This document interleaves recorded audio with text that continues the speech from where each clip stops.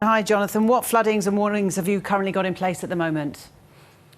Good afternoon, Lorna. So thankfully the rain has now eased across New South Wales. We're not expecting any more rainfall today, but there are still a number of minor and moderate flood warnings, just some very isolated flooding about the Hunt and also the mid-north coast. So reminding people to keep an eye on those. River levels still remain quite high in some areas. So just reminding people to keep across those latest warnings, particularly heading into the next few days. And then the next few days, we will see some showers developing across New South Wales on Monday afternoon into Tuesday.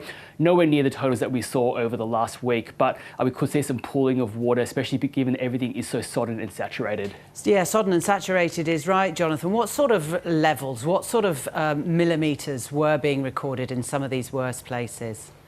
Yeah, so over the past week, we did see huge rainfall totals across the Hunter and the mid-north coast. So the highest rainfall totals we did see was over 700 millimetres. That was at Comboyne, just inland from Port Macquarie. But other locations did see between 400 to 500 millimetres, including Taree and Port Macquarie. The rainfall we're expecting over the next couple of days, about 15 to 25 millimetres, so much less than what we had seen.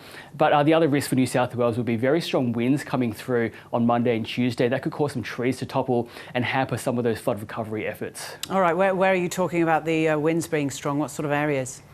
Yeah, so really looking at anywhere along that coast of New South Wales, along the south coast, the ranges, also the Hunter mid-north coast as well, could see those strong winds coming through. They might not reach damaging wind strength, but we talk about winds of 60 to 80 kilometres an hour. That could cause a lot of damage for a lot of these trees coming down, so those winds will really be a concern. And what about swell? Are there large seas?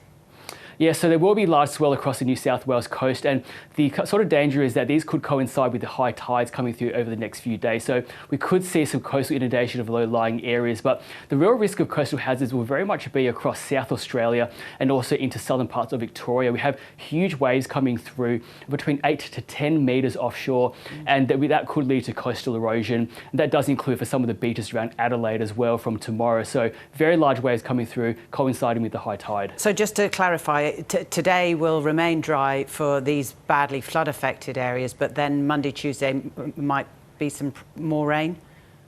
Yes, that's right. So we will see that rainfall extending from the inland parts of New South Wales.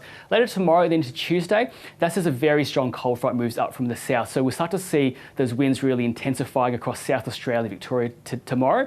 And we do have a severe weather warning current for damaging winds tomorrow. That does include Adelaide and some of the hills around Melbourne as well. We'll see those showers and also very strong winds push across much of southeast Australia tomorrow and then reaching New South Wales in the evening.